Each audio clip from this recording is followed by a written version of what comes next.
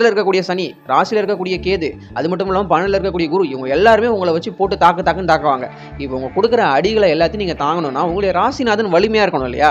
4 கிரகம் உங்களை சொயிட்டு அடிக்கும்போது உங்கள் ராசிநாதன் வலிமையாக இருந்தால் தான் வந்து நீங்கள் அதை ஃபேஸ் பண்ண முடியும். ராசிநாதன் இப்போ வீக்காக போயிட்டாரு, 4 பேர் அடிக்க வராங்கன்னா நீங்கள் தெம்பா வலிமையாக நல்லா சாப்பிட்டு ஜிம்பாடிவாக இருந்தால் தானே அவங்களை ஏதாவது எதிர்த்து அடிக்க முடியும். நீங்களே வீக்காகி சொங்கி மாதிரி இருந்தீங்கன்னா வரவனுக்கு இன்னும் வாட்டமாக போய்டும். அவன் என்னெல்லாம் பண்ண நினைக்கிறேன் அதெல்லாம் உங்களுக்கு பண்ணிடுவான்றதுனால இப்போ இருக்கக்கூடிய கால நேரங்கள் சிம்மராசிக்கு உண்மையிலே சரியில்லை. நம்ம கொஞ்சம் பார்த்து தான் இருக்கணும். என்ன ப்ரோ பயமுறுத்துறீங்க அப்படின்னு சொல்லிட்டு நீங்கள் கேட்கலாம். நான் நிஜமாக யாரையும் பயமுறுத்தலை. உங்களுக்கு ஜோதிடத்தின் மீது நம்பிக்கை இல்லைனா இதெல்லாம் நீங்கள் நம்ப வேண்டாம். நீங்கள் ஜாலியாக இருக்கலாம். நீங்கள் என்ன பண்ண நினைக்கிறீங்க அதெல்லாம் கண்டிப்பாக பண்ணுங்க. கான்ஃபிடென்ட்டாக பண்ணுங்க, போல்டாக பண்ணுங்க. அஸ்ட்ராலஜி நீங்கள் நம்பாத ஒரு பர்சனாக இருந்தால் தைரியமாக நீங்கள் என்ன பண்ண நினைக்கிறோம் அது பண்ணுங்க. எல்லாமே வெற்றியே தான் முடியும். இல்லை ப்ரோ நான் ஜோசியத்தை நம்புவேன், ஜோசியத்தின் படி சில விஷயங்களை என் வாழ்க்கையில் மாற்றிருக்கேன், எனக்கு அது சில விஷயங்கள் நடந்திருக்கு அதனால் நான் நம்புறேன்னு சொன்னீங்கன்னா சில விஷயங்கள் நமக்கு சாதகமாக இல்லை. கொஞ்சம் நாளைக்கு நம்ம பொறுமையாக தான் இருக்கணும். குறிப்பாக இந்த ஐப்பசி மாதம் சிம்மராசிக்காரங்கள்லாம் ஓரளவுக்கு கவனமாக இருந்து தான் ஆகணும். இதுதான் வந்து ஜோதிடம் சொல்லக்கூடிய ஒரு ப்ரெடிக்ஷனாக இருக்கும்.